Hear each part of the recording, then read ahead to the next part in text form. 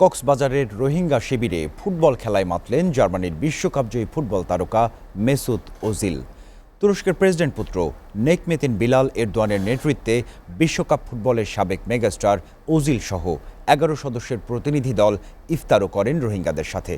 পরিদর্শন করেন তুর্কি সরকার পরিচালিত বিভিন্ন মানবিক সহায়তা কার্যক্রম। এ সময় রোহিঙ্গা প্রত্যাবাসন কার্যক্রম এগিয়ে নিতে তুর্কি সরকার আন্তরিকতার সঙ্গে কাজ করবে বলেও জানান প্রেসিডেন্ট পুত্র নেকমেতিন বিলাল। কক্সবাজার থেকে আহসান সুমনের প্রতিবেদনে বিস্তারিত দেখুন। তুরস্কের প্রেসিডেন্ট পুত্র বিলাল এরদোয়ান এবং তারকা ফুটবলার মেসুত ওজিল রোহিঙ্গা ক্যাম্পে পৌঁছেই তার্কিশ ফিল হাসপাতালে রোহিঙ্গাদের চিকিৎসা কার্যক্রম পরিদর্শন করেন। পরে দেশটির স্বেচ্ছাসেবী সংস্থা টিকা পরিচালিত এডুকেশন ও কালচারাল সেন্টার ঘুরে দেখেন তারা। সেখানে রোহিঙ্গা শিশুদের সাথে সেলফি বন্দী হন তারকা ফুটবলার ওজিল ও তুরস্কের প্রেসিডেন্ট পুত্র। বিকেলে ৪ নম্বর রোহিঙ্গা শিবিরের একটি মাঠে রোহিঙ্গাদের সাথে চ্যারিটি ফুটবল ম্যাচে অংশ নেন জার্মানির হয়ে বিশ্বকাপ জয়ী মেগাস্টার মেসুত ওজিল। এ সময় ওজিল ধ্বনিতে প্রকম্পিত হয়ে ওঠে মাঠের চারপাশের গ্যালারি। এতে খুশি হয়ে দর্শকদের ভালোবাসার জবাব দেন ওজিল।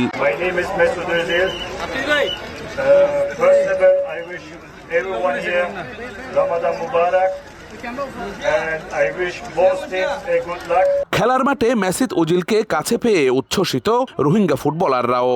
আলহামদুলিল্লাহ, আর মন বেশি খুশি হয়ে বেশি ভালো লাগে।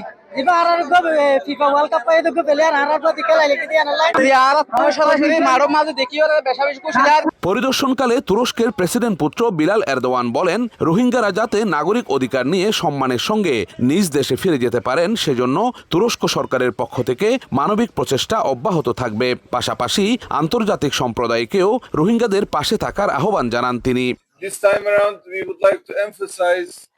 The educational needs of the Rohingya people because they lack access to basic education for more than 40 years now. শরণার্থী ত্রাণ ও প্রত্যাবাসন কমিশনার জানিয়েছেন, রোহিঙ্গা সংকটের শুরু থেকেই তুরস্ক সরকার মানবিক সহায়তা কার্যক্রম অব্যাহত রেখেছে।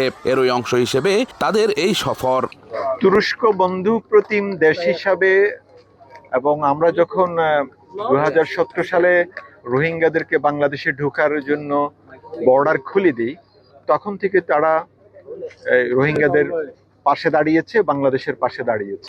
এর আগে সকাল 11টার দিকে ঢাকা থেকে বিশেষ বিমানযোগে কক্সবাজার পৌঁছান এই প্রতিনিধি দল। পরে সরকারের সংশ্লিষ্ট কর্মকর্তা ও রোহিঙ্গা শিবিরে কর্মরত তুরস্কের বিভিন্ন সংস্থার প্রতিনিধিদের সাথে বৈঠক করেন তারা। সন্ধ্যায় রোহিঙ্গাদের সাথে ইফতার করেন মেসুত ওজিল ও তুরস্কের প্রেসিডেন্ট পুত্র। Ahsan Suman, SA TV, Cox's Bazar.